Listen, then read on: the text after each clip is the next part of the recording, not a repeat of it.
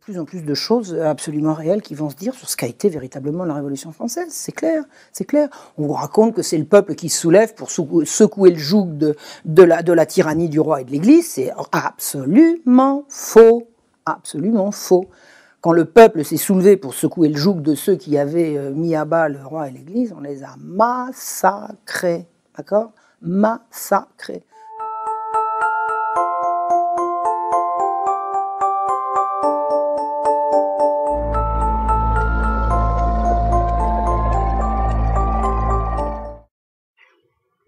Quelle période de l'histoire avez-vous étudié en profondeur? Le XVIIIe siècle.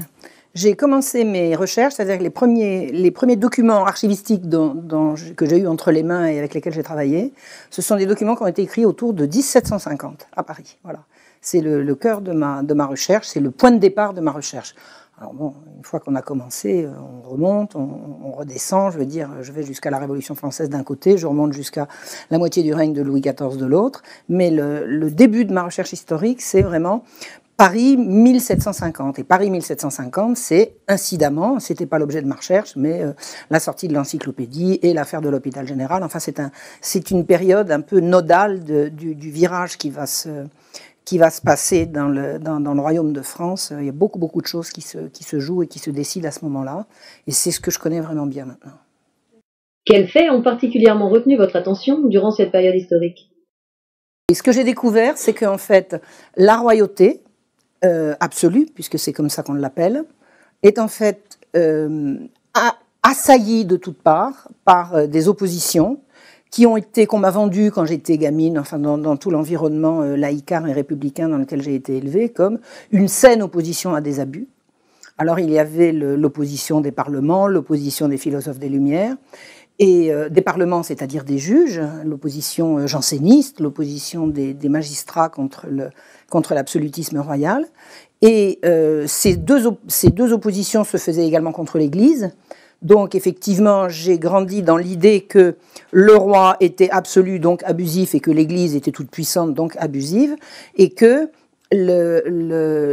les combats menés par les forces d'opposition, qui étaient soit la magistrature janséniste, soit les intellectuels des Lumières, étaient des combats libérateurs et émancipateurs. Bon, alors avec le nez dedans, on efface tout et on recommence. C'est-à-dire que c'est pas ça du tout. C'est pas ça du tout.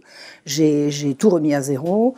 Ça n'est plus du tout ce que je vois. Je peux pas vous le résumer, mais enfin, la monarchie était assaillie par des salauds et l'Église a été accusée de crimes qui, quand elle ne les avait pas commis, étaient véritablement commis et par ceux d'en face. Donc voilà, j'ai vraiment c'est pas que j'ai eu envie de remettre les choses à l'endroit. Un historien, c'est quelqu'un qui va chercher dans les textes ce qui s'est passé. Si ce qui s'est passé, c'est pas ce qu'on m'a dit, bah, je me contente de dire ce qui s'est passé. Et ça heurte les gens qui voulaient croire ce qu'on avait dit avant, mais ça, j'y peux rien. J'y peux rien, chacun son problème. Le problème de l'historien, c'est de faire de l'histoire, c'est pas de faire plaisir. Et puis d'ailleurs, j'ai été la première à qui ça a déplu. Parce que quand vous croyez pendant 30 ans, 40 ans, 50 ans à des vérités premières et que vous apercevez qu'on vous a menti, c'est très désagréable comme impression. C'est très désagréable. Alors de deux choses l'une, soit on dit bon je veux pas le savoir, c'est des cons et on passe à autre chose, soit on se dit il y a un chien enterré là, comme on dit, il y a quelque chose à chercher, et moi c'est mon genre, à chercher, à fouiller, et ensuite à essayer de comprendre pourquoi quand vous amenez des vérités, c'est pas inédite, les historiens savent ce que je dis, hein, les historiens savent ce que je dis, mais les historiens ils n'atteignent pas, pour autant que je sache, le grand public, celui qui n'est pas historien. Donc vous avez à l'université, des historiens qui savent un tas de choses, et vous avez un public qui pense exactement le contraire, et il n'y a pas de pont entre les deux. Pourquoi ? Peut-être parce que des gens comme moi ne sont pas rentrés dans ce système-là avant, je ne sais pas. On nous ment tout le temps. Et l'histoire est un des moyens de démonter le mensonge. C'est à ça que je me consacre. Ça n'a pas été simple, hein, à l'université, on m'a fichu des choses trappes. Hein, ça n'a pas été simple du tout. Mais quand on veut ce qu'on veut, en général, on y arrive. Et puis j'avais suffisamment de bouteilles pour pouvoir arriver les coups et pouvoir les parer. Prenant sur moi, hein, on m'a fait rater 1 an quand même. Hein. J'aurais dû avoir le DEA en 1 an, je l'ai eu en 2. Belle chose trappe, enfin on en reviendra. On en reparlera un autre jour si vous voulez. Donc ce que je veux dire, c'est que l'historien, il est là pour restituer ce qui s'est passé. Et ce qui s'est passé, ça dérange immanquablement tous les gens à qui on a fait croire autre chose. Donc, selon vous, quelles seraient les véritables causes de la Révolution française? C'est le libéralisme. C'est la Révolution française, c'est la prise de pouvoir sur une société organisée en ordre dans laquelle le bien commun est une notion acceptée par tout le monde, dans lequel le roi a son rôle, la noblesse a son rôle, l'Église a son rôle, les travailleurs ont leur rôle, enfin chacun a son rôle, plus ou moins bien, enfin bon, je dis pas que tout bête, mais c'est une espèce d'ordre établi, fondé sur le bien commun, et on le remplace par le profit. Le bien commun sera dicté par le profit, et non pas par les règles, non pas par les lois, non pas par la morale, non pas par Dieu, non pas par... Voilà. On va remplacer une société fondée sur le bien commun par une société fondée par le profit pour tous. Que le meilleur gagne. Le meilleur étant le plus fort, le plus immoral. Enfin bon, c'est pas comme ça qu'on nous l'a vendu, mais c'est comme ça que ça s'est passé. Moi, j'ai très bien vu dans les Lumières, c'est clairement le profit, la recherche individuelle du profit est un élément émancipateur, libérateur et de progrès. Voilà, c'est marqué comme ça. C'est marqué comme ça. Je l'ai trouvé, ça, je l'ai vu. Donc à partir de là, on fait quoi? On fait une société on laisse tomber, on fait tomber toutes les barrières, on prend comme liberté suprême la liberté du renard libre dans le poulailler libre, on écrase les petits, on diffame, enfin, je veux dire, c'est l'horreur. Alors qu'est-ce que c'est la Révolution française? C'est l'arrivée au pouvoir de ces gens-là. C'est tout. C'est tout, avec le peuple qui a résisté, et puis on les a trahis, enfin je veux dire, il faut l'écrire. Moi je l'écrirai pas l'histoire de la Révolution française, il y a des tas de gens qui l'ont écrite. On vous raconte que c'est le peuple qui se soulève pour secouer le joug de la tyrannie du roi et de l'Église, c'est absolument faux, absolument faux. Quand le peuple s'est soulevé pour secouer le joug de ceux qui avaient mis à bas le roi et l'Église, on les a massacrés, d'accord? Massacrés. Le peuple n'est pas en cause dans toute cette... ce grand changement. Le peuple, il avait envoyé ses doléances dans les cahiers de doléances, il a dit nulle part qu'on voulait supprimer les corporations, il a dit nulle part qu'on voulait plus de droit absolu, il a dit nulle part qu'il voulait plus de l'Église, il a dit nulle part tout ce qu'on a fait, et on lui a imposé. Et le peuple, il s'est soulevé, hein, il s'est soulevé, mais pas comme on a dit, pas contre qui on a dit, c'est tous mensonges et compagnie. Mensonges et compagnie. Et il y a des gens il y a encore des fabriques de mensonges à l'université, hein. Il y a encore à l'université des gens qui planchent pour vous expliquer que ceci, cela, et que c'est pas vrai et tout ça. La vérité, de toute façon. J'ai expliqué ça quand j'étais en Algérie, il y a une quinzaine de jours.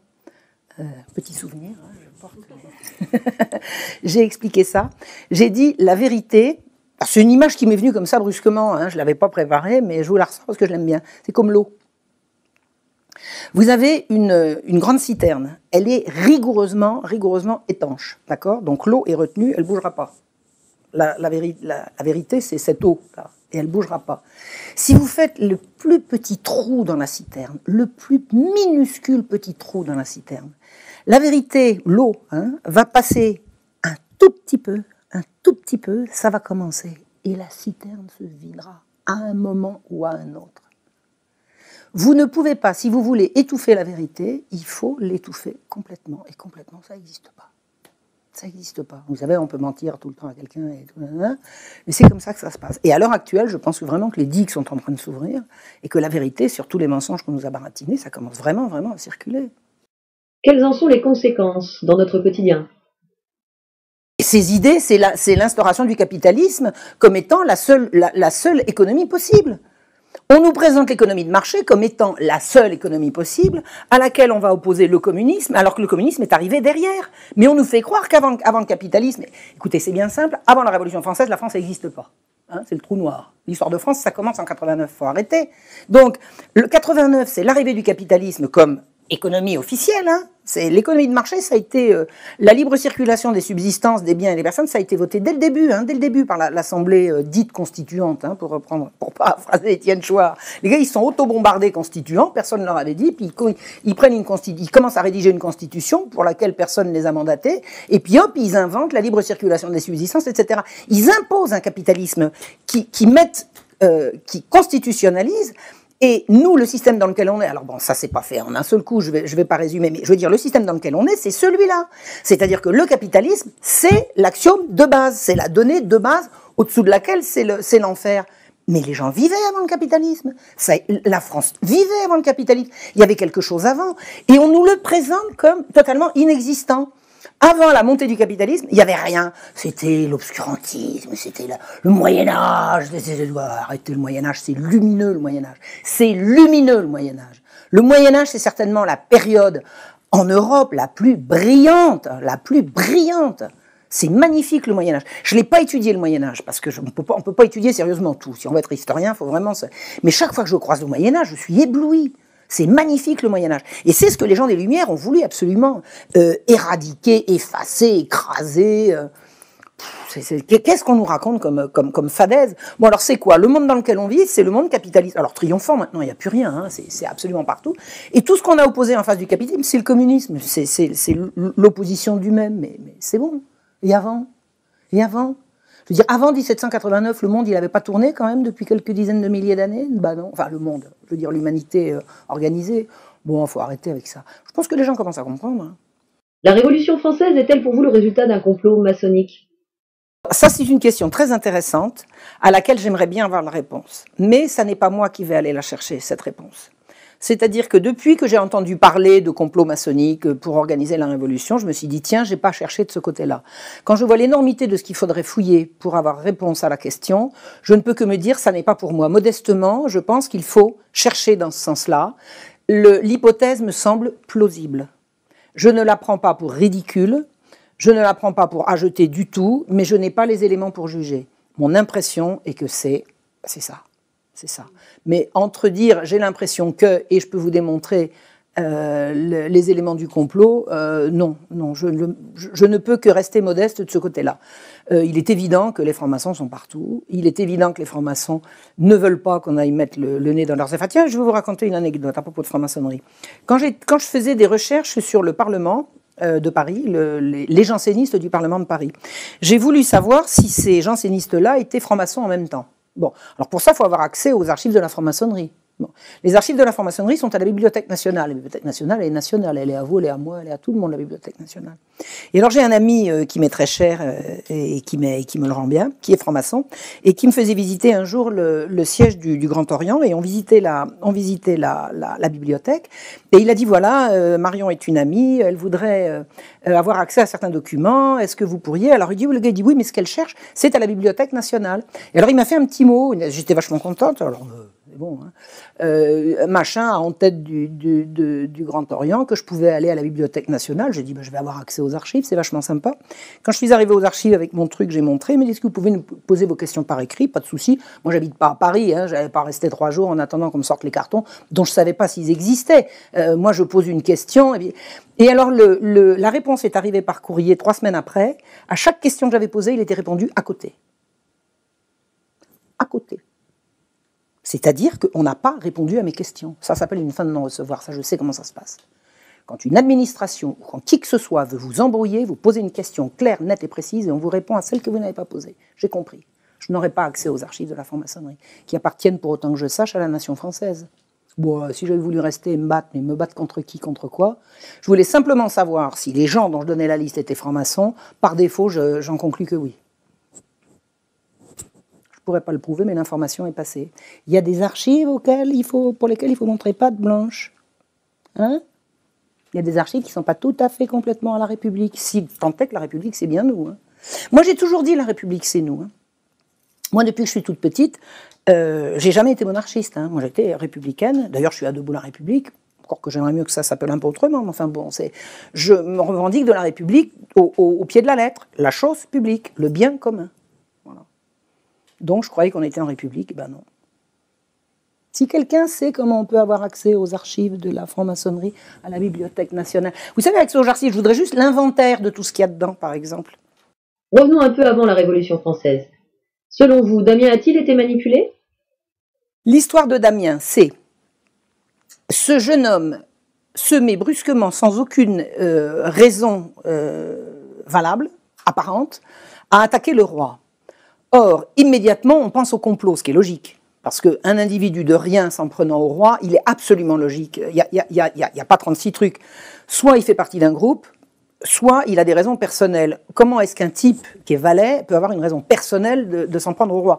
Logiquement, on est vraiment fondé à dire qu'il y a forcément un complot derrière. Or, il apparaît que...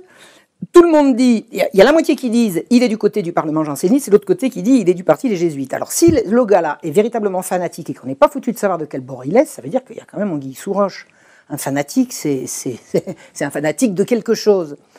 Or, il y a une espèce d'affolement au niveau de la magistrature au moment où Damien est arrêté, parce que comme il a été valet de magistrat, tout le monde le connaît, il connaît tout le monde, il les a vus en petite culotte, les magistrats. Il a servi dans la magistrature. Et penser que les magistrats aient pu se servir de Damien pour attaquer le roi, c'est une aberration. Il ne peut pas y avoir de complot des magistrats contre le roi. L'intérêt des magistrats, c'est certainement pas de tuer le roi qu'ils arrivent à manipuler comme une marionnette et de le remplacer par un dauphin bien encadré par les jésuites et qui va avoir plus d'autorité. Donc ça ne peut pas être les magistrats. Imaginez que les jésuites ont pu vouloir la mort du roi. Enfin, c'est complètement crétin. Ça, c'est l'ânerie. Bon, donc qui peut avoir voulu manipuler Damien pour faire quoi? Non. Ceux qui manipulent Damien, ce sont ceux qui vont faire en sorte de le faire passer pour fou et ne pas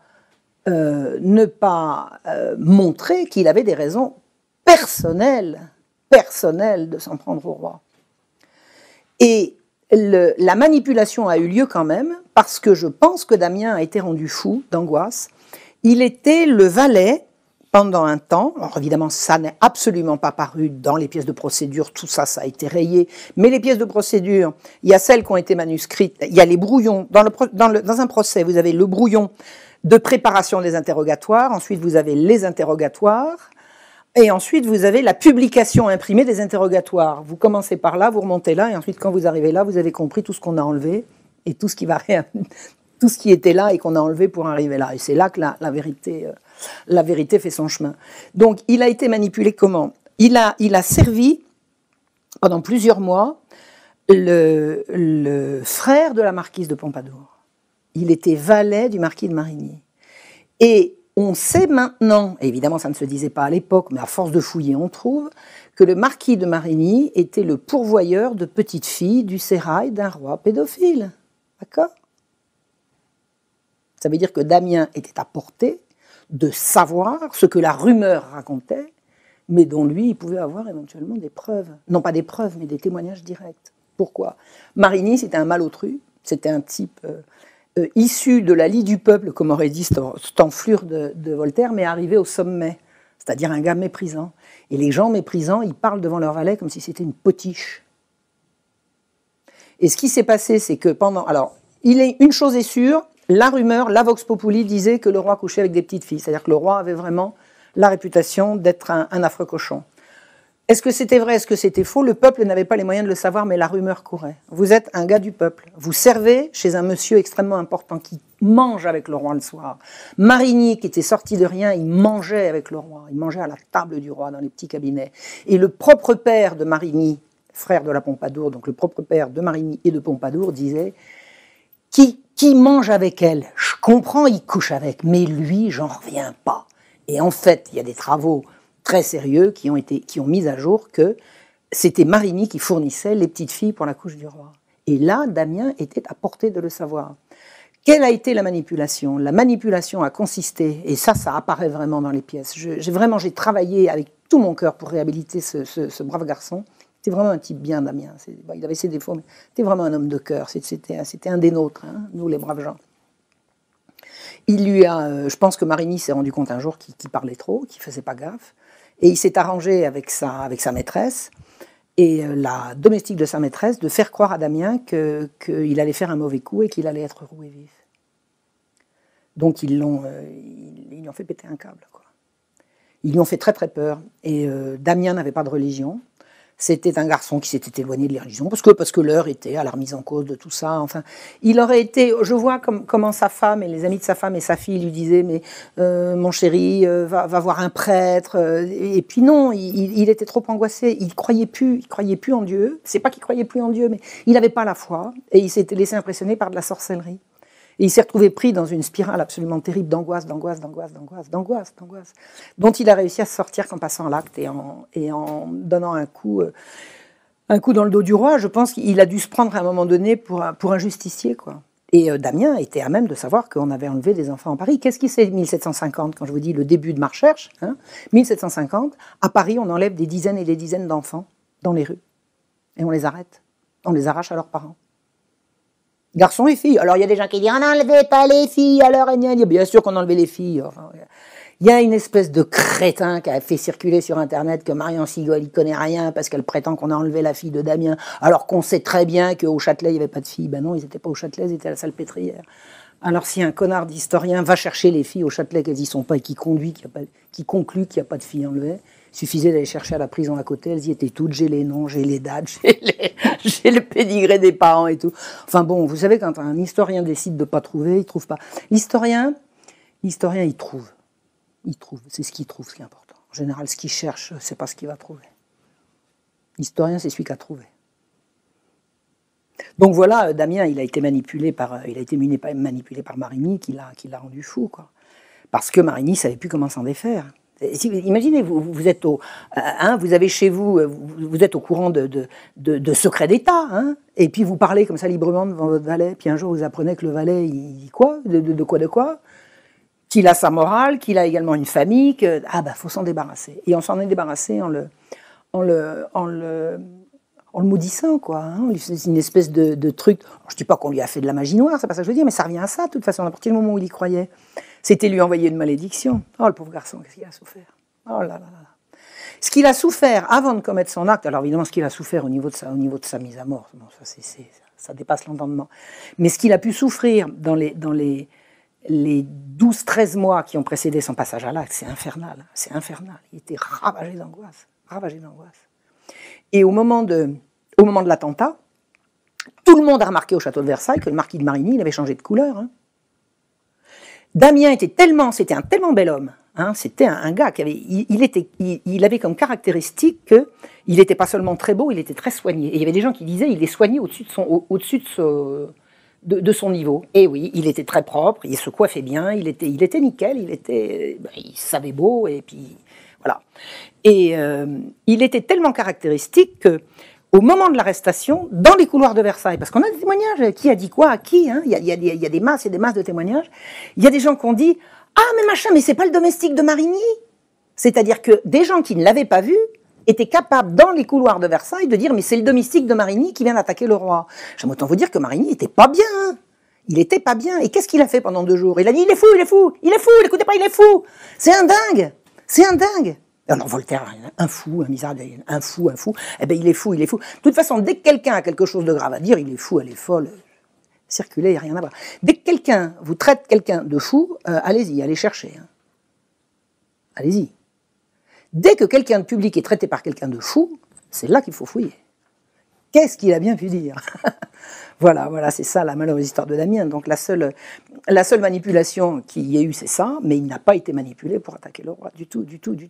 Ça a été un geste un homme d'honneur, la leçon d'un homme d'honneur à un homme déshonoré, d'un père de famille à un roi vraiment corrompu, quoi. Au sujet des affaires de pédophilie que vous avez mises à jour, avez-vous pu faire des rapprochements avec des événements récents? Oui, absolument.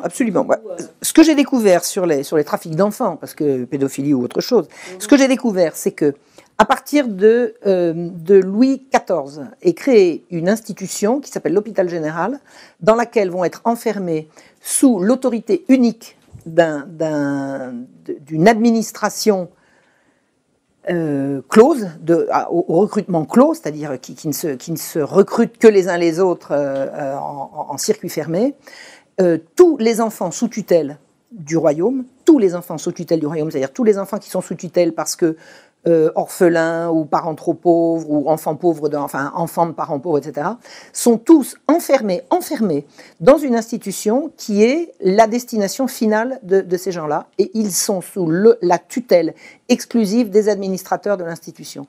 C'est-à-dire c'est une espèce de monstruosité qui se met en place sous Louis XIV. Un enfant entré comme enfant trouvé ou enfant orphelin ou enfant quoi ou qu'est-ce, dans l'institution qui s'occupe de lui, a comme unique tuteur les administrateurs de l'hôpital général.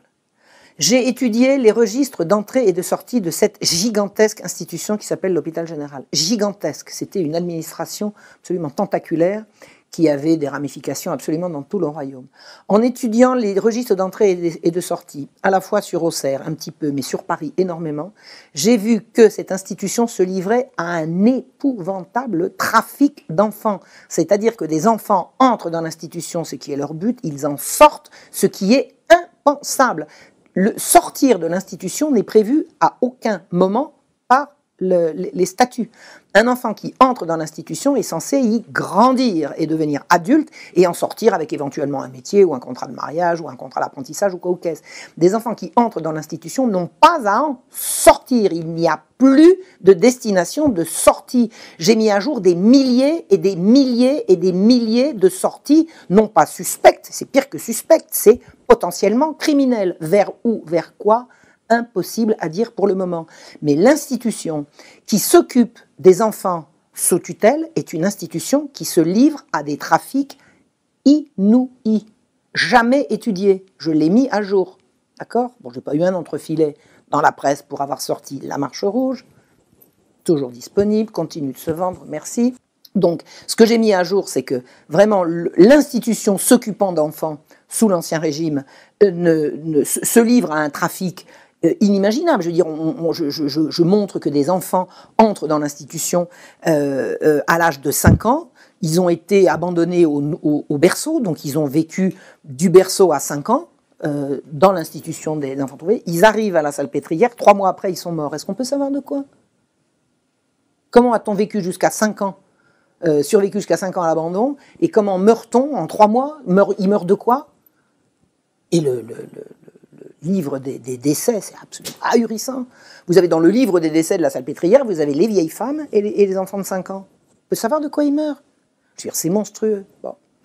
Qu'est-ce qui s'est passé ? Quand je faisais mes recherches, moi je regardais, alors je laissais filer les années, je passais 50, 51, 52, hein, puis je me suis dit, mais c'est fou quoi.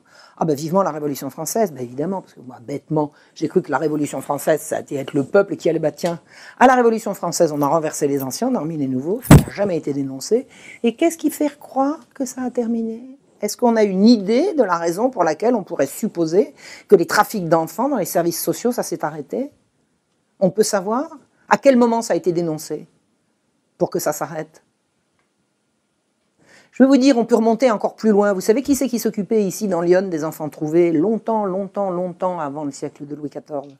Il y avait les Templiers. Les Templiers, ça vous rappelle rien ? Des gens qui n'obéissaient qu'à eux-mêmes, qui étaient sous l'autorité directe du pape, qui étaient banquiers riches à millions, qui étaient au-dessus de la mêlée, les élus, quoi. Vous savez, les gens, les supérieurs au commun des mortels. Riches, extrêmement riches, banquiers, tenant tout le monde sous leur coupe, sous la protection directe du pape, pour des bonnes et certainement des mauvaises raisons aussi, et qui s'occupaient des enfants. Et il ne fallait pas dénoncer. Qu'est-ce qui s'est passé ? Qu'est-ce qu'on est allé raconter à Philippe le Bel quand on lui a dit qu'il faut arrêter ces gens-là ? Oh non, c'est bien que Philippe le Bel, c'était un gros vilain, qu'il voulait l'argent, etc. Mais moi, je vais vous dire, j'ai une info concernant les Templiers. Il y a un jour un gars qui est allé voir le roi et qui lui a dit des choses sous du secret sur ce que faisaient les Templiers. Et il paraît qu'en 24 heures, ils ont tous été arrêtés.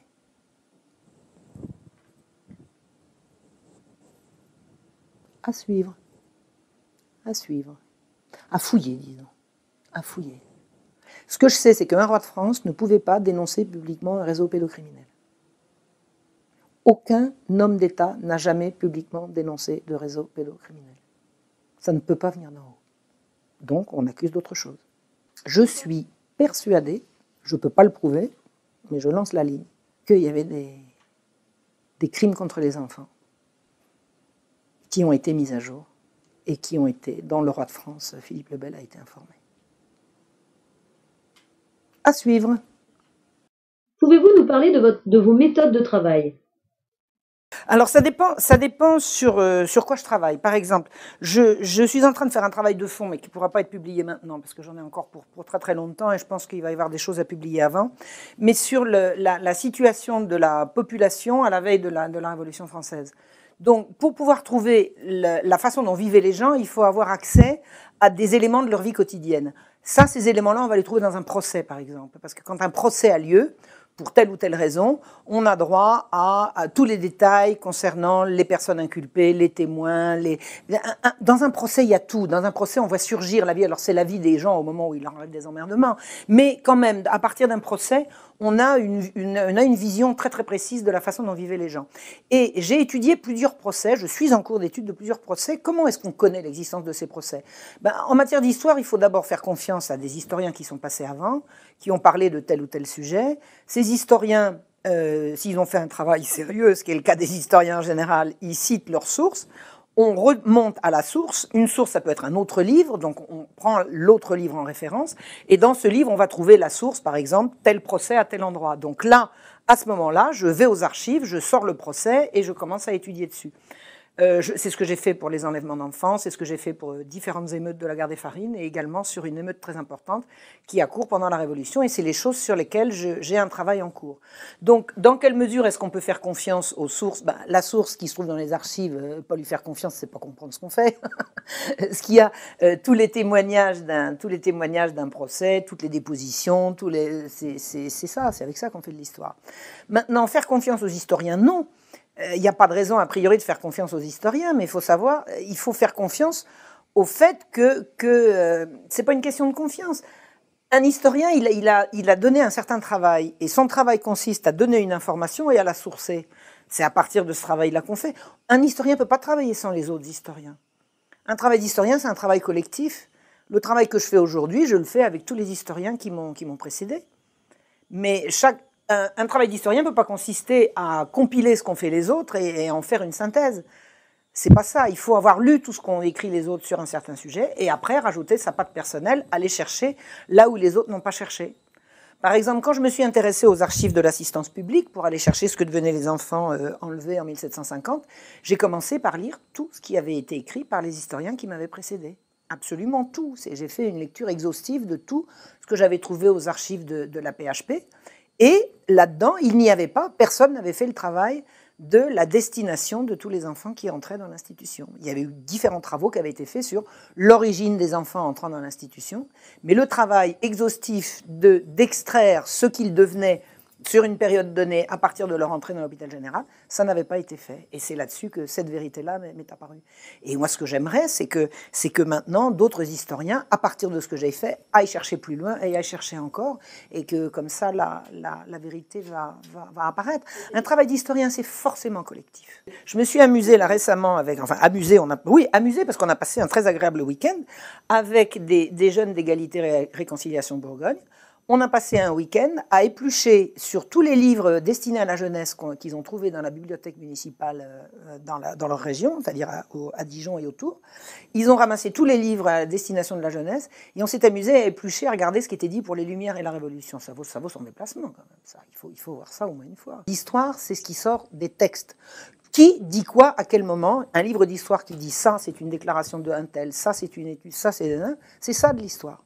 Alors que tous les livres qu'on a regardés à l'usage des enfants, ce sont des idées toutes faites, des poncifs, des âneries qu'on dit, et à la veille de la Révolution, le peuple n'en peut plus de faim. Pourquoi il a faim? On peut savoir pourquoi il a faim. Et le peuple ne veut plus de l'absolutisme royal. Qui c'est qui a dit ça? Qu'est-ce qu'ils en savent?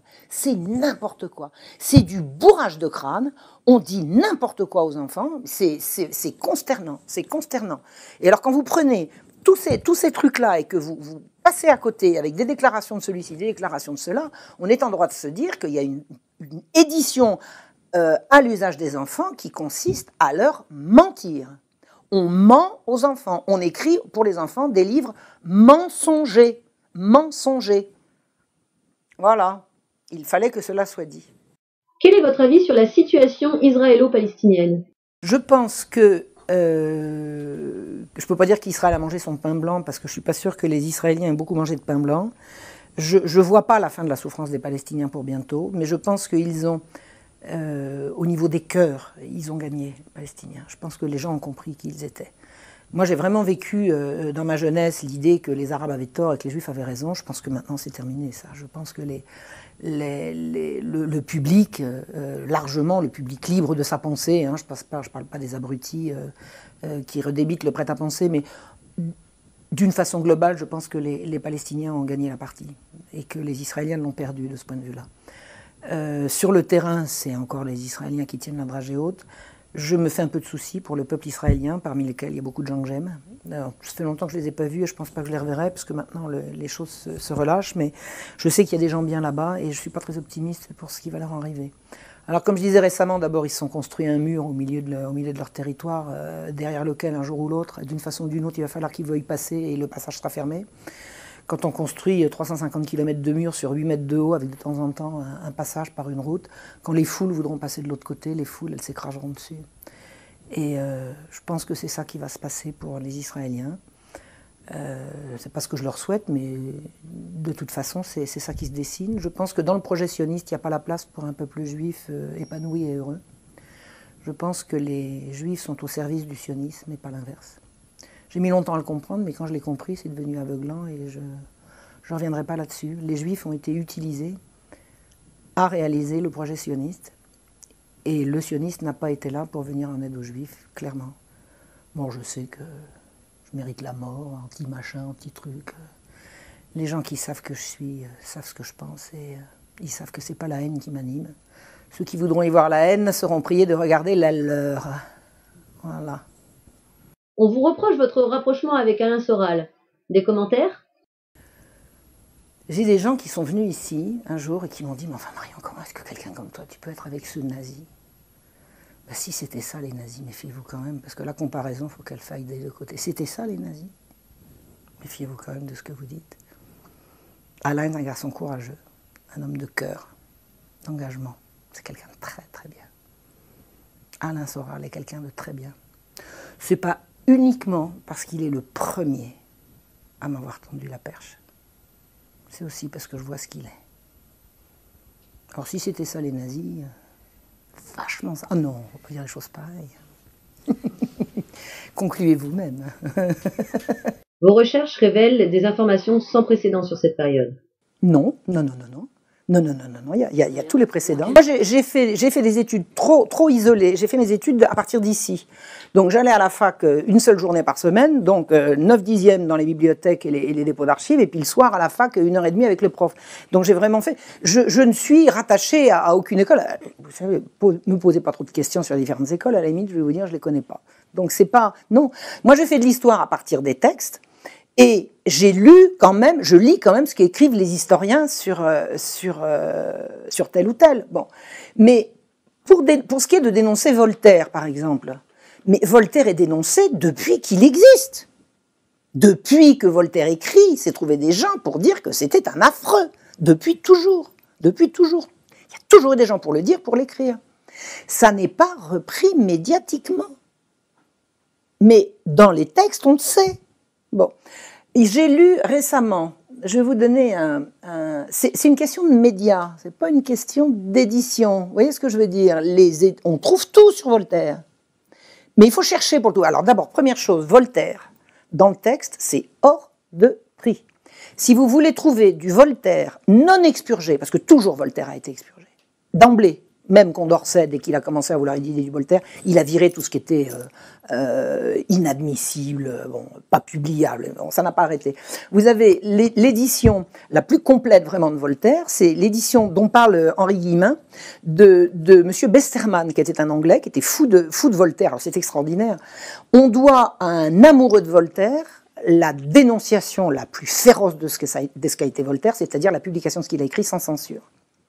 Alors que ce monsieur Besterman ait fait ce travail remarquable de publication in extenso de tout Voltaire sans la moindre censure par admiration, alors quand on voit ce qui sort, quand c'est pas censuré, ça me laisse sans voix. Oh, bon, c'est comme ça. L'intégrale de Voltaire, il y en a 32 volumes à 50 € le volume. Vous trouvez ça où, vous? En bibliothèque? Eh bien, c'est ce que j'ai fait. Moi, je suis allé chercher un volume, vous les sortez un à un, vous avez 1300 pages, d'accord? Et il y en a 32 autres à lire. Qui c'est qui va lire ça? Qui c'est qui va lire ça? Voltaire est inaccessible. Voltaire est hors de prix. Donc vous allez lire des gens qui ont lu Voltaire. Alors maintenant vous avez Internet. Vous savez que Voltaire a dit ceci, cela. Vous ouvrez les guillemets, vous faites la citation, vous fermez les guillemets et vous allez trouver des tas de trucs sur Internet, mais ça ne sera pas la version de Besterman. Alors un truc. Vous cherchez votre référence, vous regardez où ça se trouve, vous allez en bibliothèque, vous cherchez Besterman et là vous comparez. Et moi j'ai trouvé un truc comme ça. Par exemple, je vais vous dire ce que j'ai trouvé. À propos de l'affaire Calas, Voltaire a écrit une lettre qui dit « Si Madame Calas est coupable, qu'on la punisse. Si elle est innocente, aidez-la pour l'amour de Dieu. » Un truc comme ça, je résume. Donc, si Madame Calas, malgré tout ce qu'on en a dit, est coupable, qu'on la punisse, et aidez-la pour l'amour de Dieu. Ça, c'est dans la version disponible au grand public. D'accord ? Et dans Besterman, il y a marqué « Si Madame Calas est coupable, qu'on la brûle. » Et comment on trouve ça ? Alors, il y a des auteurs, alors moi je reviens, il y a 2 auteurs extraordinaires. Il y en a un, il s'appelle Michel Cuny. Ça fait des années qu'il se bat tout seul avec sa femme pour faire paraître des trucs comme ça. Alors évidemment, les grands médias ne le relaient jamais, etc. Il travaille d'arrache-pied, il a fait un travail fabuleux. L'or au prix du sang. L'or au prix du sang, Michel Cuny et Françoise Petit-Demange, c'est un travail extraordinaire. C'est-à-dire que c'est un travail de compilation qui a dû lui demander un travail colossal, dans lesquels 90% du texte, c'est du Voltaire, les 10% restants sont ce que Michel Cuny et Françoise Petit-Demange s'autorisent à commenter pour nous. C'est de la dynamite, Achetez ce bouquin, il circule. Et Michel Cuny fait des vidéos également. Je vais tout de suite aller au vif du sujet en prenant un extrait d'une lettre que Voltaire adresse à un personnage dont il ne faut pas retenir le nom, la marquise de Bernières. Et ce qui est important à dire, c'est qu'à ce moment, il a 28 ans. Il lui écrit ceci. « Pour moi, madame, qui ne sait point de compagnie plus aimable que la vôtre, et qui la préfère même à celle des Indes, quoique j'y ai une bonne partie de mon bien, je vous assure que je songe bien plutôt au plaisir d'aller vivre avec vous. » Eh bien, à cette époque précisément, alors qu'il n'a que 28 ans, il est propriétaire de 3 actions de la Compagnie des Indes. 3 actions, on peut les évaluer. 3000 livres par rapport à nos 200 livres pour une année de travail, ça fait déjà quelque chose. Mais surtout, ça nous permet de voir que dès ce moment, Voltaire est intéressé finalement très directement par la traite des Noirs. Alors, je ne le suis pas sur tous ces trucs, parce que moi, je suis 18e siècle, et il fait d'autres choses aussi, notamment sur la dernière guerre et tout. Je ne peux pas le suivre là-dessus, il faut se spécialiser, sinon après, on ne fait plus rien de propre. Et il y a également un monsieur qui s'appelle Xavier Martin. Xavier Martin, qui est un universitaire, hein, c'est un professeur à l'université d'Angers, je crois, qui a écrit un bouquin, mais explosif, Voltaire méconnu, explosif. Mais qui lit ce bouquin ? Alors ça faisait des mois qu'on me disait « Marion, il faut que tu lises Xavier Martin ». Alors comme j'ai beaucoup de trucs à lire, je repoussais, j'ai dit « Ça y est, je vais m'acheter Xavier Martin ». Bon, en même temps, je passe ma commande à la FNAC, Xavier Martin, Voltaire méconnu, disponible en stock, voilà, et votre truc sera débité au moment de partir, puis je surveille, au bout de 3 semaines, je dis « Bon, c'est bon là, la FNAC, 3 semaines pour… Donc je rebipe, livre disponible. Ah, ben j'ai dit si le livre disponible, ça va arriver. Alors j'envoie un petit message, on m'a dit donc la FNAC là. Oui, tout à fait, oui, 3 semaines de délai. Je lui dis attendez, 3 semaines encore ? Oui, alors 6 semaines de délai ? Je dis, il est disponible ou pas ? Oui, il est disponible. Je lui dis hop, j'appelle l'éditeur, je dis vous avez le livre de Xavier Martin ? Oui, 48 heures après je l'ai. Alors ça veut dire quoi ça exactement ? Non mais j'aimerais bien comprendre. En passant par la FNAC, c'est 2 fois 3 semaines sans être sûr de l'avoir, et en passant directement par l'éditeur, c'est 48 heures. Qu'est-ce qui se passe là ? Comment on fait là pour avoir accès au livre ? Maintenant, il faut passer par des réseaux. C'est complètement dingue. Non, je vais te dire, vous voulez acheter un bouquin, passez directement par l'éditeur. Passez par l'éditeur, laissez tomber les libraires. Enfin, les libraires en ligne, hein, les libraires du coin, alors là, respect. Hein. Moi, je vais d'abord voir le libraire du coin. S'il l'a pas, mais franchement, c'est dégueulasse. Alors je dis Xavier Martin, il a fait un travail absolument colossal. Avec vous, Xavier Martin, et avec cette époque, la Révolution française, je veux vous citer une phrase d'un historien qu'on a reçu ici sur le plateau, il s'agit de Jean de Vigry. Il y a dans cette volonté destructrice, plus qu'une volonté froide, on y trouve comme une haine satanique. Qu'est-ce que vous en pensez ? Oui, alors je crois que là, j'y ai déjà fait allusion, la violence première est une violence logique, une violence mentale, une violence au niveau des principes philosophiques, de la négation de toute vie intérieure en l'homme, etc., et de de la vocation de la révolution à s'immiscer et à s'introduire à la place de Dieu, disons, dans la tête des gens. Ceci dit, les violences concrètes, sur quoi ça débouche. On leur part de sadisme, de rancœur sociale, de soucis de vengeance, etc. Et il est vrai que cette obsession de haine fait songer à quelque chose de diabolique. Et je pense spécialement, en l'occurrence, à Voltaire, qui est si haineux vis-à-vis de la religion chrétienne et d'une manière presque pathologique.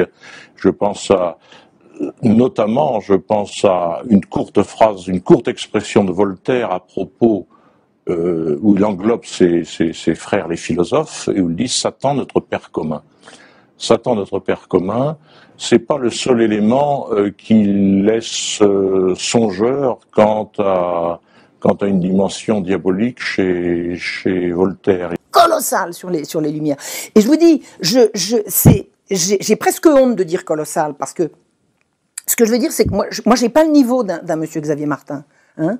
Je veux pas avoir l'air de lui distribuer des bons points comme je suis plus modeste que ça. Je dis colossal parce que je m'incline, je suis ébobie, quoi. Respect, c'est fabuleux, fabuleux. Et on est obligé de passer par l'éditeur directement parce qu'à la FNAC, c'est 3 semaines de délai, plus 3 semaines, ça va bien. Alors j'ai regardé une fiche Wikipédia sur un travail qu'a fait Xavier Martin sur la Révolution française. Oui, mais c'est du machin, c'est du cateau, c'est du truc, ça va, j'ai compris. Quand on commence à attaquer l'étiquette du gars, au lieu de s'en prendre à son travail, j'ai compris, il faut arrêter maintenant. Le travail d'un historien, c'est ce qu'il produit. Cette préférence à l'information est due à du laxisme, de la maladresse, de la bêtise, ou bien est-ce volontaire ? Je pense que c'est volontaire, et puis la bêtise se rajoute par-dessus. Il y a vraiment un désir que la vérité soit pas dite. Il y a une organisation qui fait que la vérité soit pas dite. C'était quoi le deuxième truc ? Le laxisme, c'est la lâcheté. C'est la lâcheté. C'est la lâcheté. Il y a des gens qui disent « Ah bah oui, malin ». Bah oui. Non, je pense qu'il y a vraiment un désir que les gens ne sachent pas. Il y a un désir que les gens ne sachent pas. Et je pense que la lâcheté dans certains milieux, c'est la bassesse, c'est ce qu'il y a de mieux partagé, quoi.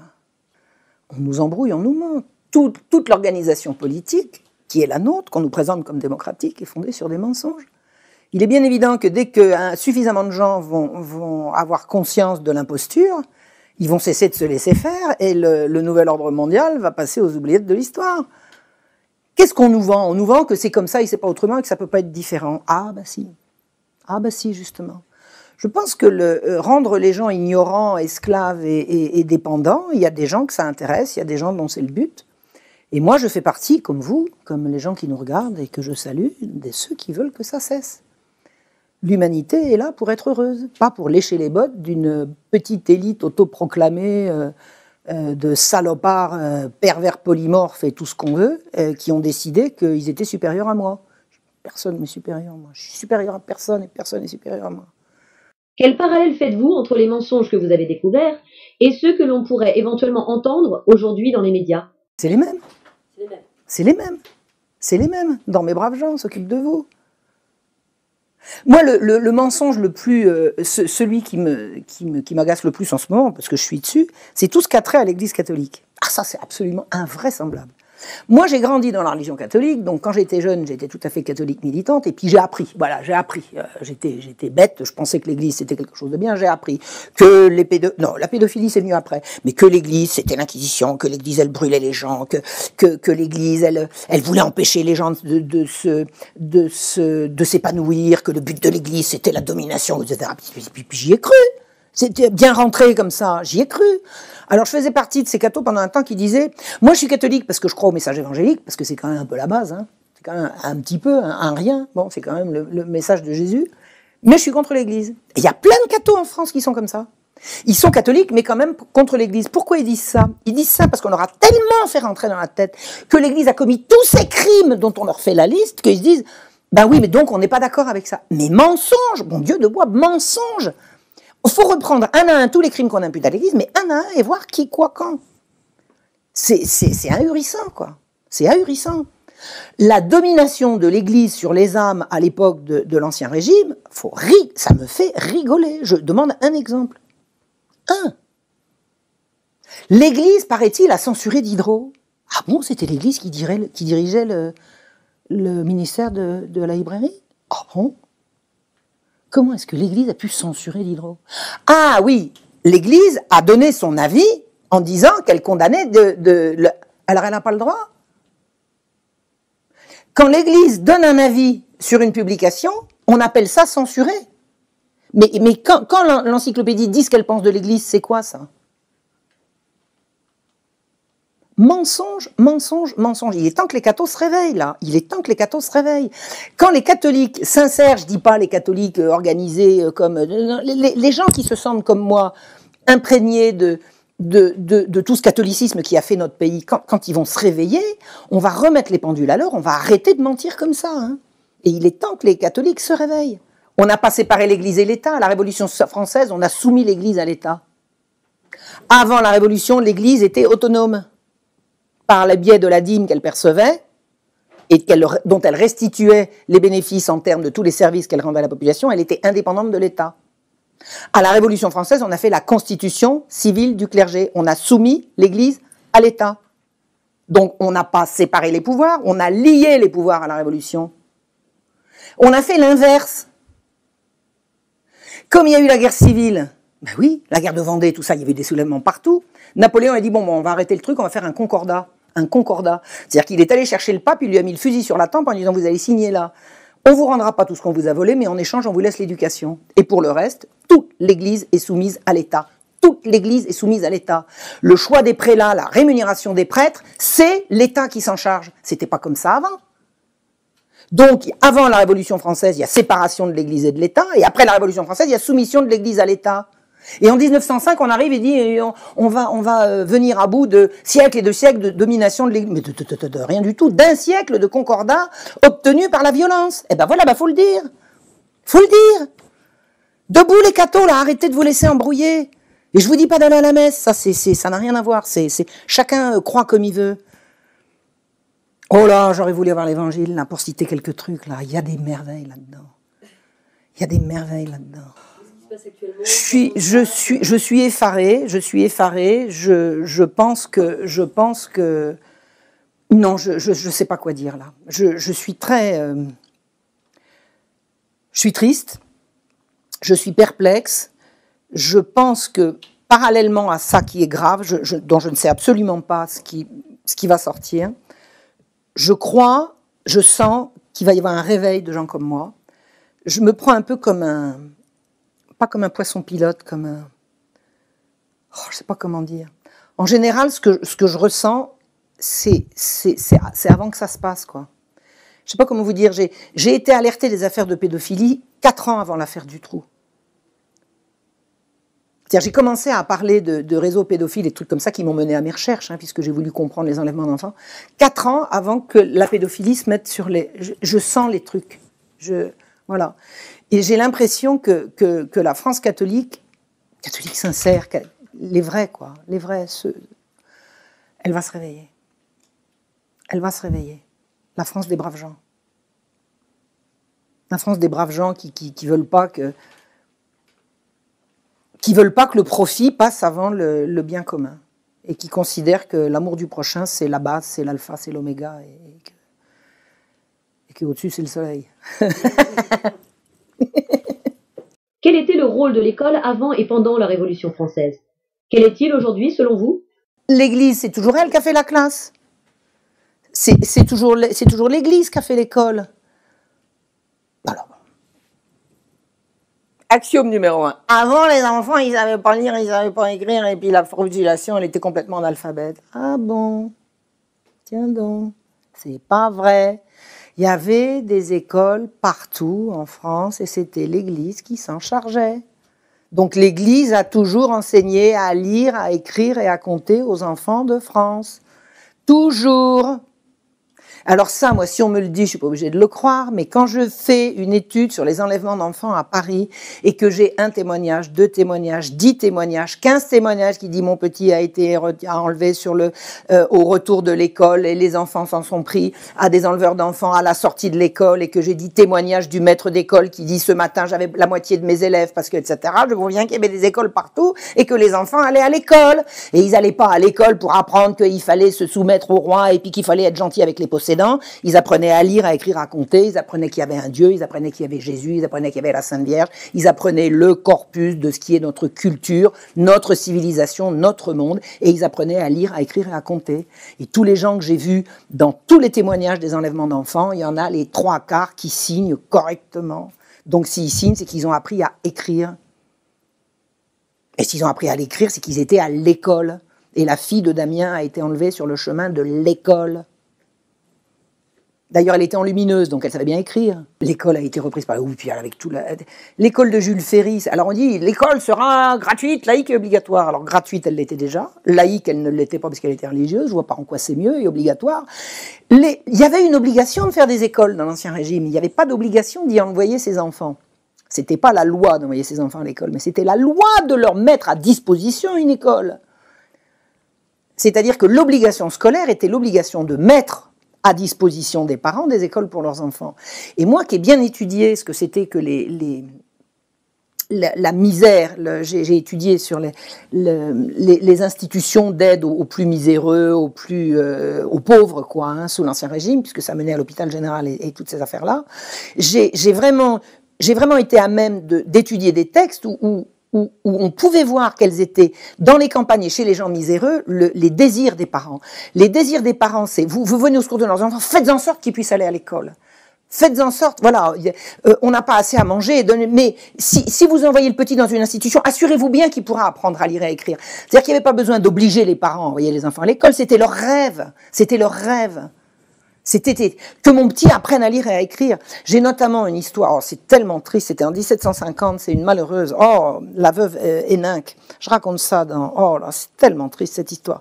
C'est une malheureuse veuve qui était blanchisseuse et je l'ai racontée sous forme romancée dans mon livre sur Damien, mais c'est une histoire authentique. C'est une malheureuse veuve qui un jour, on vient tambouriner chez elle et on vient lui dire debout, levez-vous, on vient chercher votre gamin. Elle dit, mon gamin de quoi? Et ils sont venus enlever son gamin chez elle.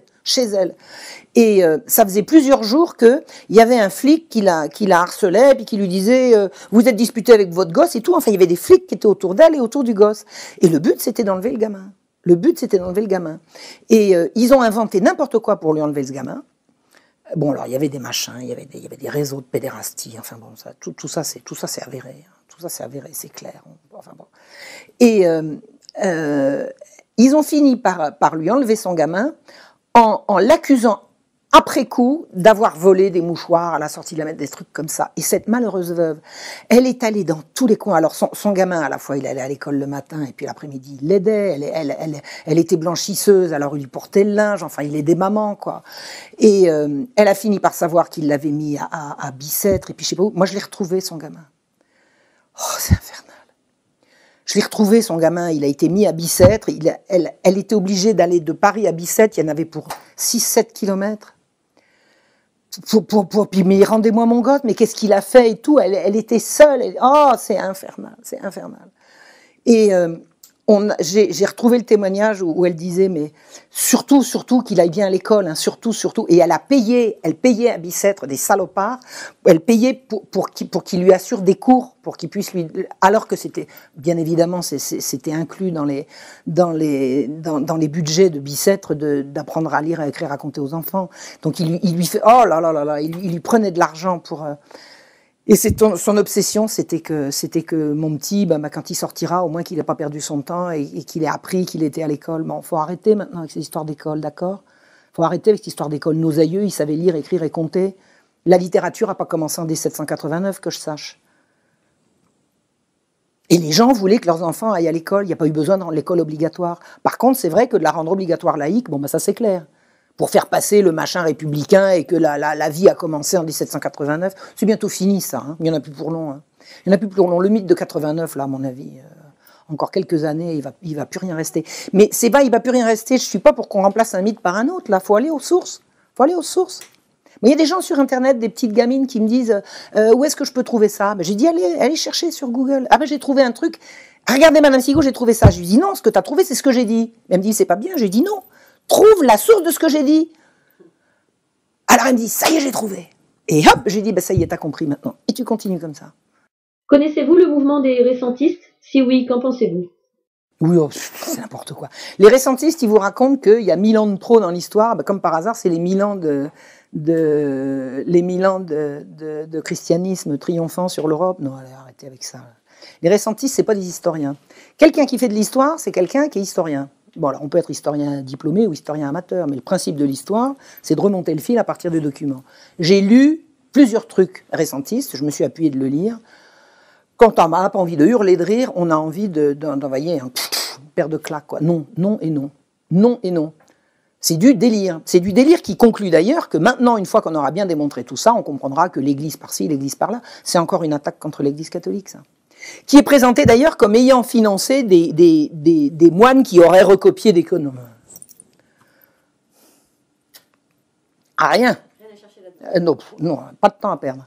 Par contre, pas de temps à perdre, mais j'aimerais bien, comme il s'agit du Moyen-Âge, j'aimerais bien que des gens, j'aurais pas le temps de le faire, et je ne suis pas médiéviste, j'aimerais bien que des gens se mettent en contact, que des médiévistes se mettent en contact entre eux pour reprendre ces trucs-là et les démonter une bonne fois. Mais je crois que les médiévistes, pour l'instant, ils haussent les épaules en disant qu'ils n'ont pas de temps à perdre, mais si, il y aura peut-être un travail à faire. Appel aux historiens médiévistes, faites un truc là quand même. Essayez. Moi, si je pouvais, si c'était ma période, ça serait déjà fait. Mais je ne vais pas me lancer dans le Moyen-Âge compte tenu de ce que ça implique comme lecture que je ne ferai pas par ailleurs. Donc, appel au peuple, cassez-moi ce truc-là, c'est n'importe quoi. C'est pas n'importe quoi, je pense que c'est très très mal intentionné. C'est très très mal intentionné. Et séduisant. Je comprends que des esprits ouverts, et ça j'en connais, hein, j'ai parmi les gens que j'aime bien, des gens qui disent non, il faut voir, c'est des gens que je respecte, donc...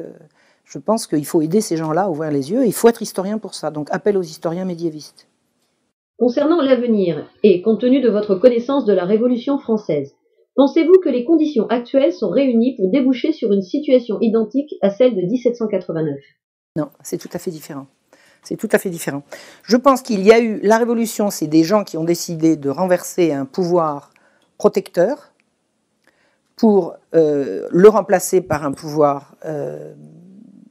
par l'économie de marché. Donc c'était pas le peuple, ça venait pas de la base, c'était vraiment organisé en élite. C'est l'élite qui s'est organisée, hein. C'est l'élite qui s'est organisée.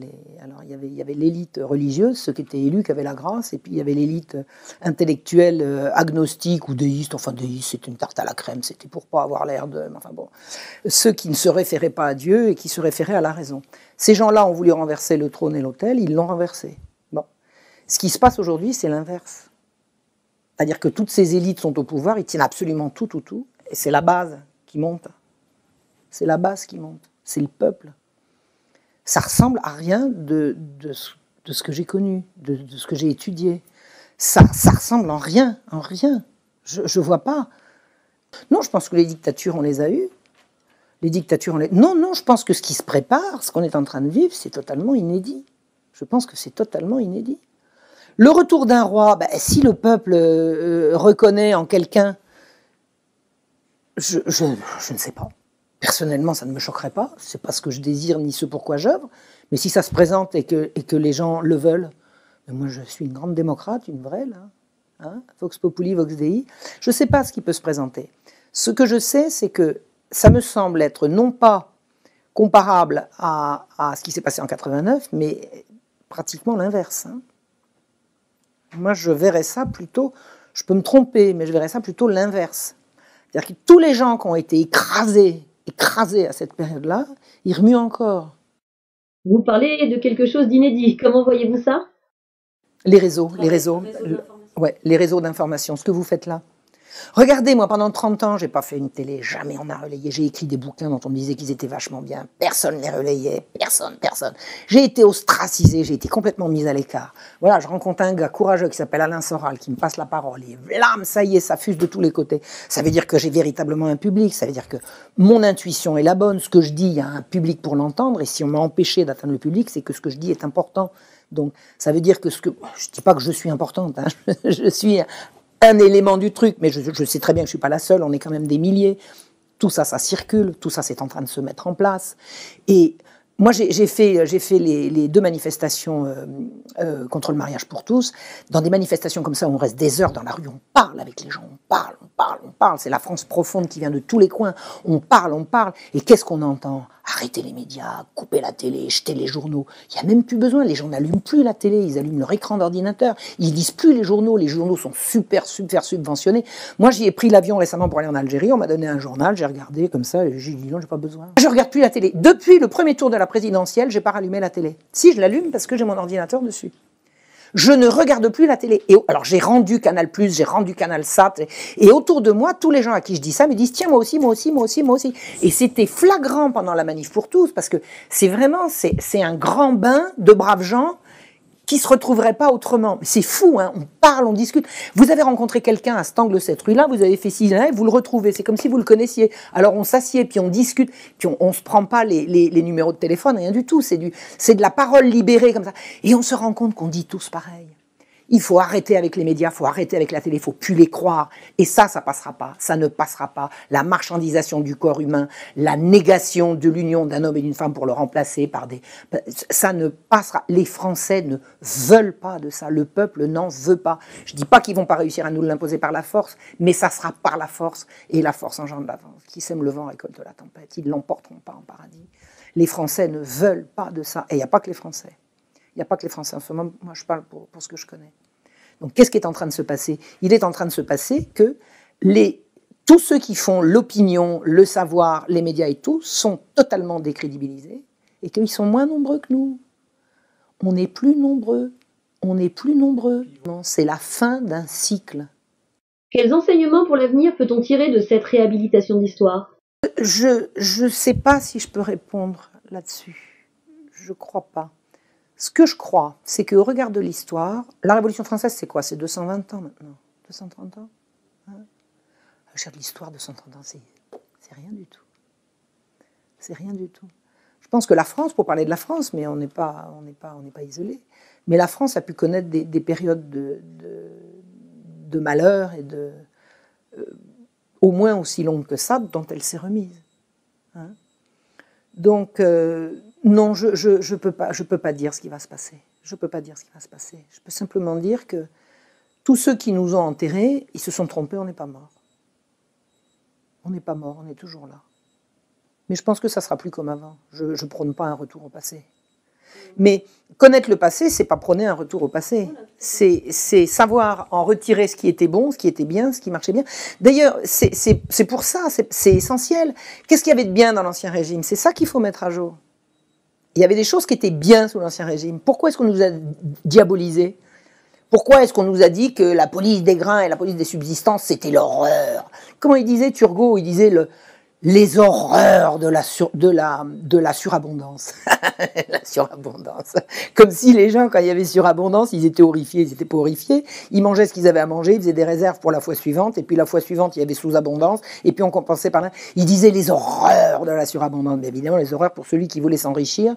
Et puis comme la surabondance faisait qu'il n'arrivait pas à vendre assez cher, ils trouvent ça horrible. Et puis on nous vend ça comme la vérité. Eh bien, la vérité, elle est dessous. Vos prochaines recherches porteront-elles sur des périodes historiques différentes? Non, parce que je ne suis pas médiéviste, je continue. Ah, moi je continue. Moi je continue. Moi je vais vous montrer ce que c'est que les débuts de la Révolution pour le petit peuple. La ménagère qui va... Ah oui, parce que la Révolution c'est toujours des hommes.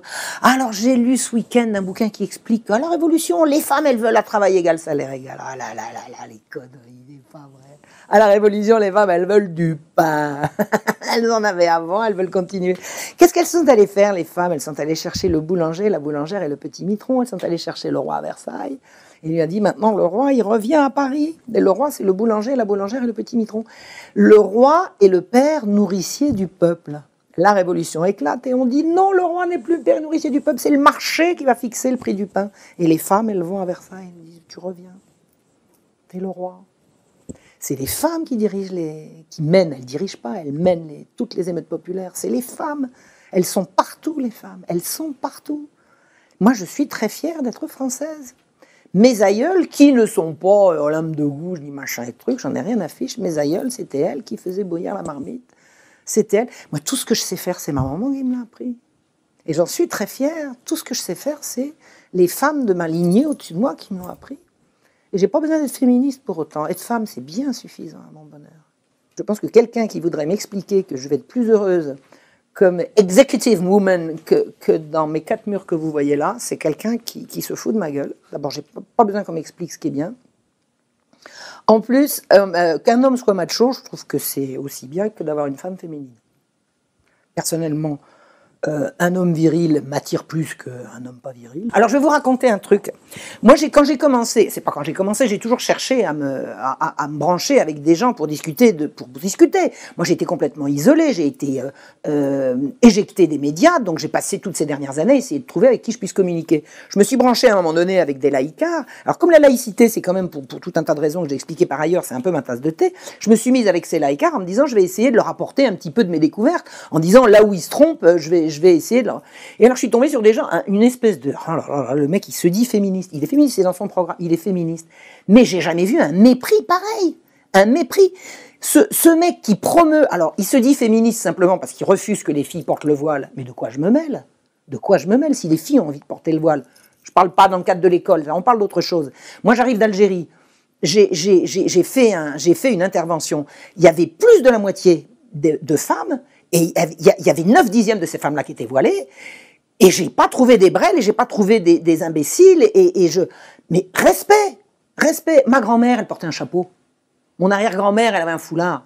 Nos aïeules, elles portaient des bonnets. Moi, je suis obligée de me taper des brushings, c'est mieux, je suis libérée, moi. Quand la femme se bête le matin, puis qu'elle se mettait un joli truc dans les cheveux, c'était moins bien que maintenant. Qu'est-ce qui nous emmerde avec les cheveux? Qu'est-ce qu'on nous emmerde avec ça? Donc je me trouve avec cette espèce en communication avec cette espèce de oh là là le connard, mais c'est pas possible d'être bête comme ça. Mais enfin bon, quand on cherche, on prend un peu ce qu'on trouve. Alors il m'explique que laïcité, libération des femmes, parce que le foulard, la tête voilée. Bon, admettons. Voilà qu'à un moment donné, je lui donne une information qu'il n'avait pas, comme il peut pas répondre, il me balance sur une de ses collaboratrices. Une espèce d'hystérique, j'ai jamais vu une connasse pareille. Mais n'y connaissant rien à ce que je disais, elle se met à m'insulter et tout, je me retourne vers l'autre en disant et ça le fait marrer. C'est-à-dire que ce féministe, il s'excite de prendre une femme pour taper sur l'autre. Attends, c'est ça le féminisme?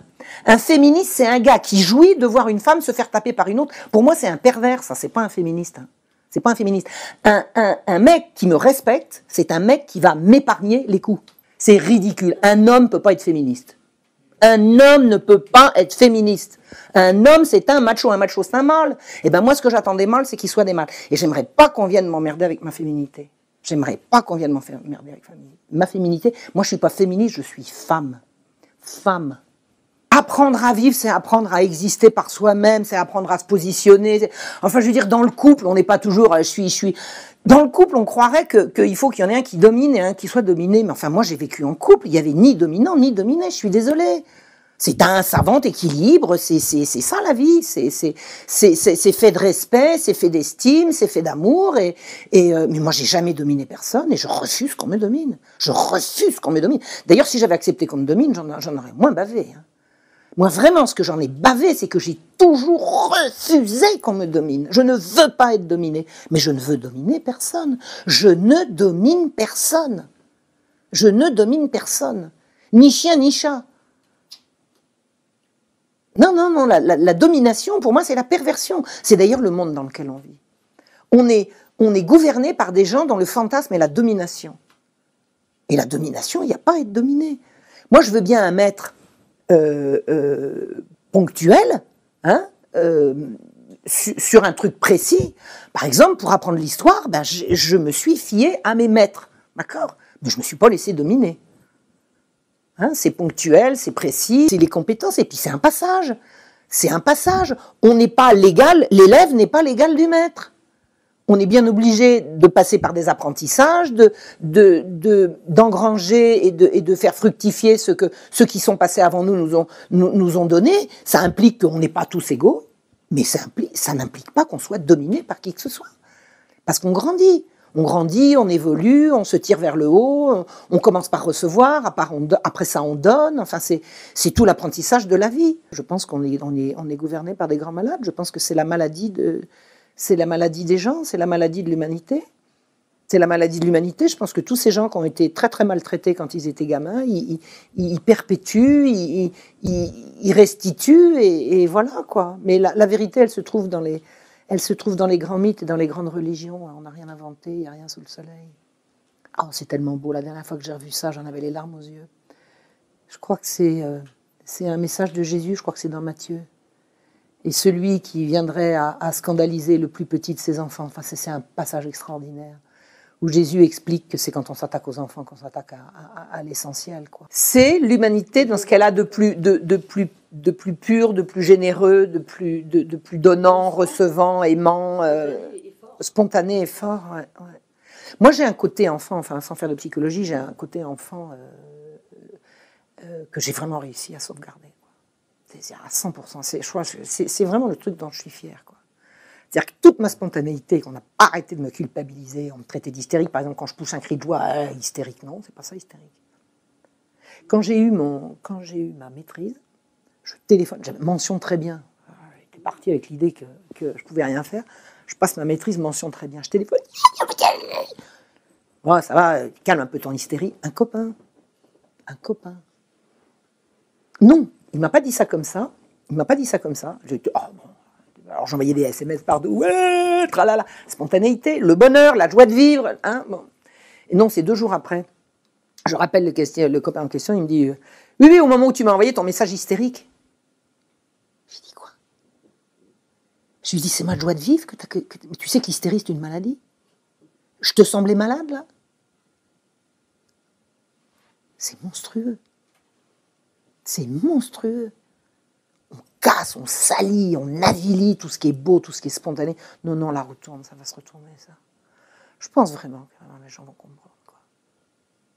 Un bon éclat de rire, eh ben c'est bon, puis ça se partage.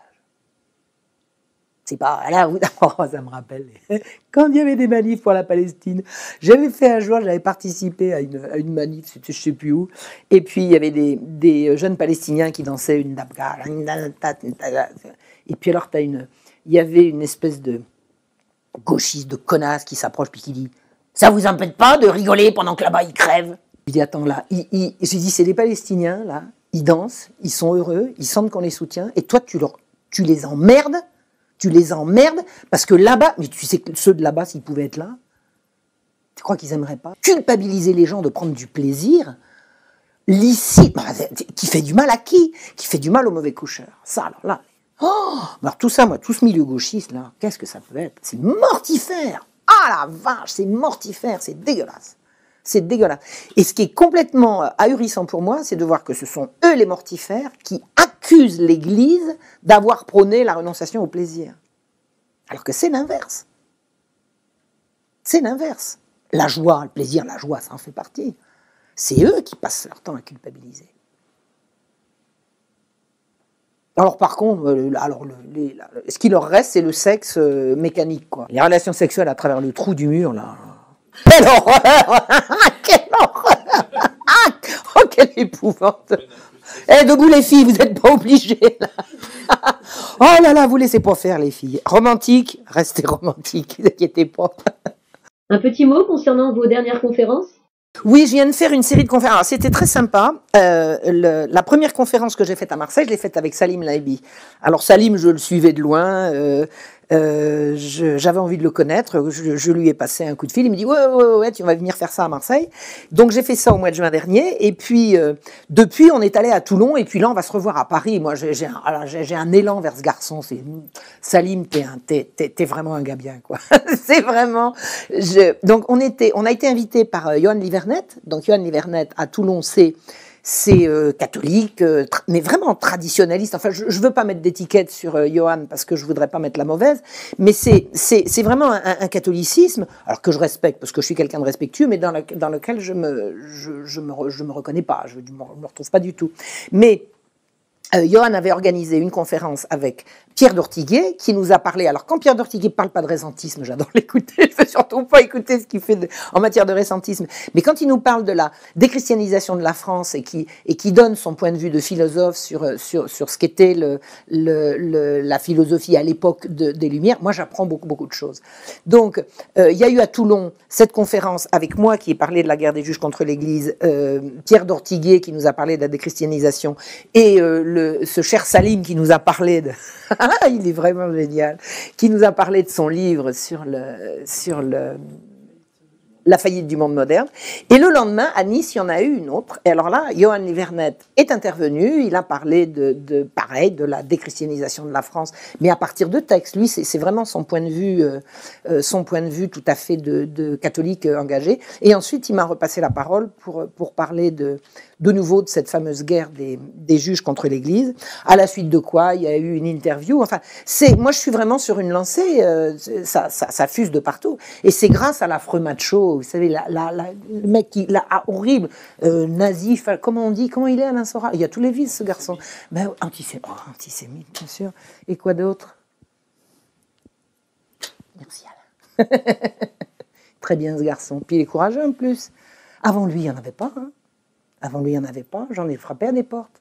J'ai envoyé à des gens mes livres. Marion Sigaud, le mot de la fin? Je pense qu'on n'est qu'au début. Je pense que vraiment, ce que j'ai envie de dire, c'est que si quelqu'un comme moi, après tout ce qu'on m'a mis comme bâton dans les roues, réussit maintenant à vous atteindre, c'est que vous, chacun, vous pouvez atteindre les autres aussi. Je pense qu'il faut écouter ce qu'on est, il faut écouter son cœur, Je suis très frappée ça vient surtout de femmes et de jeunes filles, même de très jeunes filles, qui me disent « Oh là là, qu'est-ce que je me sens bien, j'ai l'impression que je suis moins seule. » C'est-à-dire j'ai l'impression de dire des choses que les gens ne pouvaient pas dire jusqu'à présent, parce qu'il faut être dans le moule, Et que quand je dis « Écoutez-vous, soyez vous-même, et c'est là que ça va marcher », j'émue certaines personnes aux larmes, quoi. Et c'est ça que j'ai envie de dire, soyez vous-même. Soyez vous-même, ça fait un peu prêchi-prêcha. Non, écoutez-vous, faites comme vous avez vraiment envie. Je pense que tous les médias, tout ce rouleau compresseur destructeur qui nous broie depuis 2 siècles et demi, a essayé de nous faire rentrer dans un moule qui n'est pas nous. Et nous, ce qu'on est vraiment, c'est ce que notre cœur nous dit. C'est ce que notre cœur nous dit, et je pense qu'il faut continuer de se mettre en réseau, il faut s'envoyer ces messages, il faut faire circuler. Un jour, ça va se renverser. Je ne sais pas si c'est dans longtemps, je ne sais pas, mais... Et puis, profitez de la vie, là, maintenant. Il y a des belles choses à faire, là, en ce moment. Puis, préparez-vous pour la grande manif, là, contre l'anti-mariage pour tous les cons, là. Le mariage, et l'union d'un homme et d'une femme. Il ne peut pas y avoir un mariage pour que... Le mariage, c'est dans le dictionnaire de l'Académie. Alors, si vous voulez remettre aussi en cause le dictionnaire de l'Académie, c'est pas bête. Bon, on va abolir la langue française. C'est en cours. Abolir la langue française, abolir la France, abolir le mariage, abolir tout ça. Au bénéfice de qui? Le mariage est l'union d'un homme et d'une femme. Et qu'est-ce que c'est qu'un homme? C'est un petit garçon qui a grandi. Et il est petit garçon parce que sa maman l'a accouché comme ça. Et une femme, c'est une petite fille qui est née une petite fille et qui est devenue une femme. Et puis c'est tout. Il n'y a pas autre chose. Tout le reste, c'est de l'embrouille. Et le pervers, le mode de fonctionnement du pervers le plus courant, c'est de semer la confusion mentale. Dès que vous êtes en état de confusion mentale, on fait de vous ce qu'on veut. Et un des moyens extraordinairement courants de semer la confusion mentale, c'est d'obtenir l'attention des gens et de faire une phrase à laquelle, quand elle est terminée, personne n'a rien compris. Là, les gens sont sidérés. Ils se disent « Merde, j'ai loupé quelque chose. Je suis trop bête. Je n'ai pas compris. » Et il y a plein de profs qui font comme ça. Il y en a qui cultivent la clarté. Mais il y a des tas de profs qui font comme ça. Il y a des tas de manuels qui font comme ça. Il y a des tas de discours qui sont comme ça. Et le mariage pour tous, c'est un discours de confusion mentale. Faut pas laisser passer cette merde.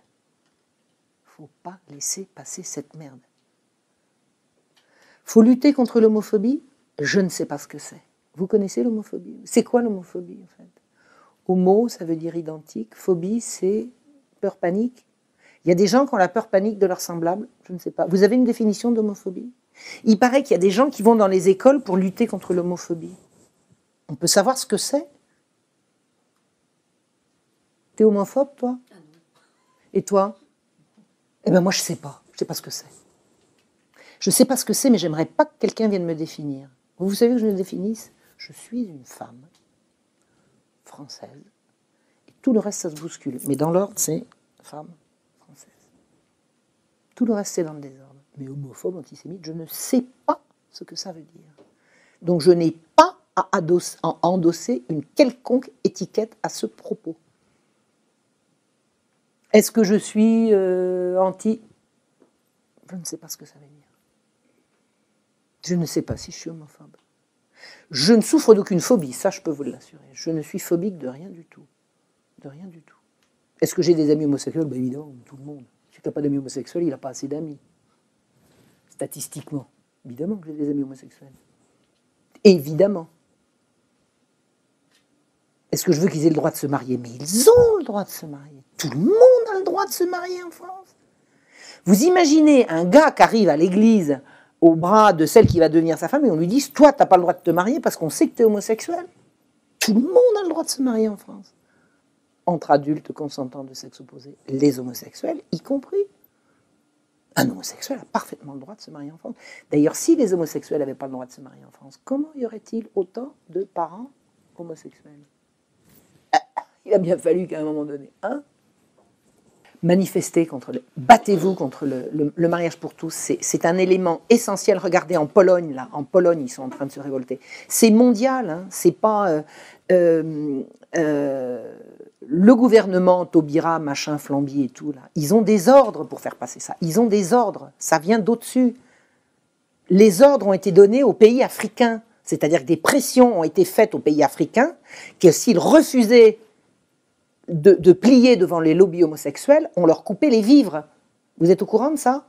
La pression vient de l'ONU, le machin là. En Pologne, Lech Walesa vient de faire savoir que maintenant, lâchez-nous. Non, en Pologne, on ne veut pas de contrat spécifique pour les homosexuels. C'est une pieuvre, ça n'a rien à voir avec le bien-être de nos concitoyens qui ont une préférence sexuelle qui n'est pas majoritaire. Ça n'a rien à voir. Il y a une machine mondiale qui a décidé de briser la famille qui est la seule protection possible pour les enfants. Quand on aura fait sauter le seul verrou susceptible de protéger les enfants, tout sera possible. Protéger le mariage, c'est protéger les enfants. Souvenez-vous, réseau pédocriminel, ça passe les siècles, même les rois les plus puissants n'ont pas eu jusqu'à présent les moyens de les dénoncer. C'est à nous maintenant. Ils veulent passer en force. Ils sont en train de passer en force. Une pétition de 700 000 lettres, ça a été rejeté. Ils veulent. Ces gens-là sont aux ordres. Ils ont des ordres. Je ne veux pas croire que François Hollande, qui a fait 4 enfants à Ségolène Royal, soit d'accord avec ça. Il obéit à ses maîtres. C'est tout.